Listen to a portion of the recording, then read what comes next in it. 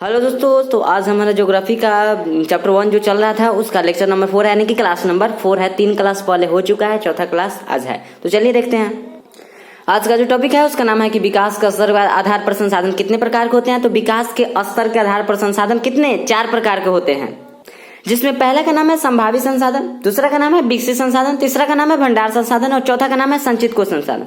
अब चलिए एक एक के बारे में सबको जानते हैं। पहला का नाम है संभावित संसाधन।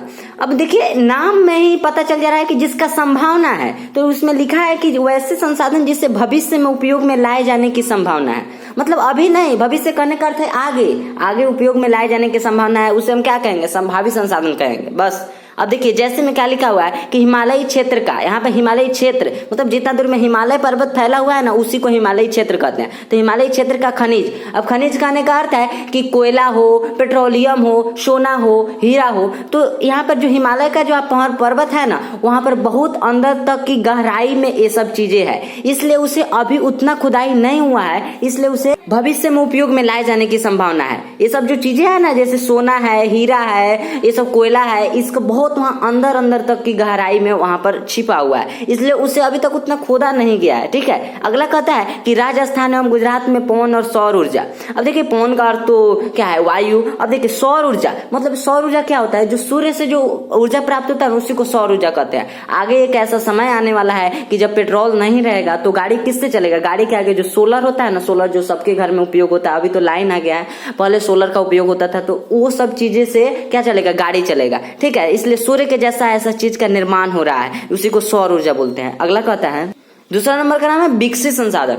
वैसे संसाधन जिसे उपलब्ध तकनीक के आधार पर, तकनीक कहने का अर्थ है ज्ञान बुद्धि के आधार पर उपयोग में लाया जा सकता है। बुद्धि के आधार पर, अपने ज्ञान जितना ज्ञान है उसके आधार पर यदि उपयोग में लाया जा सकता है तो उसे विकसित संसाधन कहते हैं।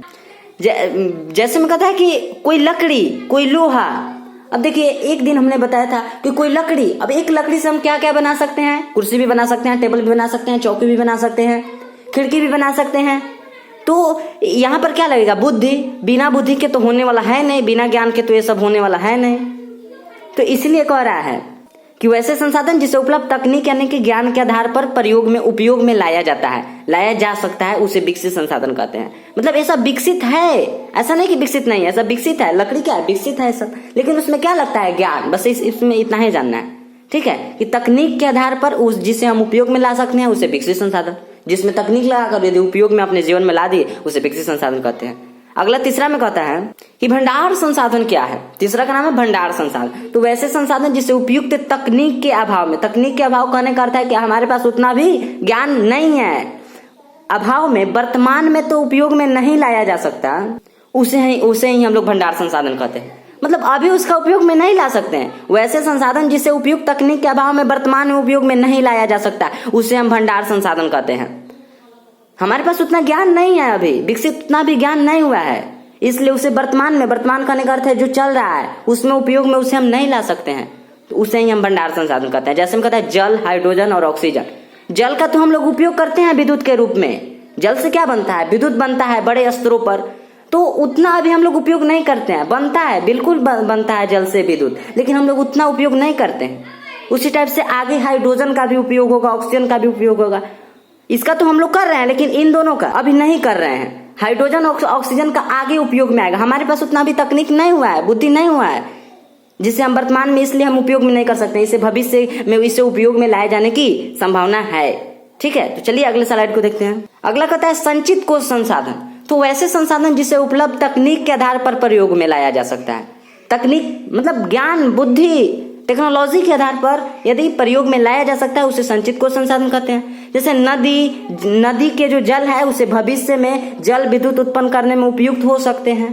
पता है कि नहीं, अभी तो हम अभी कहें ना होता है, लेकिन उतना नहीं होता है नदी के जल का। अब देखिए जैसे जैसे हम लोग पानी पीते जा रहे हैं वैसे वैसे जल अभी खत्म होते जा रहा है, तो आगे क्या होगा, जो नदी का जल है उस नदी के जल को सप्लाई करके हम लोग पियेंगे, यही ना होगा, अगला आगे यही ना होगा। तो इसलिए नदी के जो जल है उसे भविष्य में जल विद्युत उत्पन्न करने में उपयुक्त हो सकते हैं। वही कह रहा है वैसे संसाधन जिसे उपलब्ध तकनीक के आधार पर प्रयोग में, तकनीक आपको बार बार कहना है कि तकनीक का मतलब बुद्धि ज्ञान, जितना आपके पास ज्ञान है उसके आधार पर प्रयोग में लाया जा सकता है, तो उसे ही हम लोग संचित कोश संसाधन कहते हैं। ठीक है, तो चलिए अब मिलते हैं कल की क्लास में।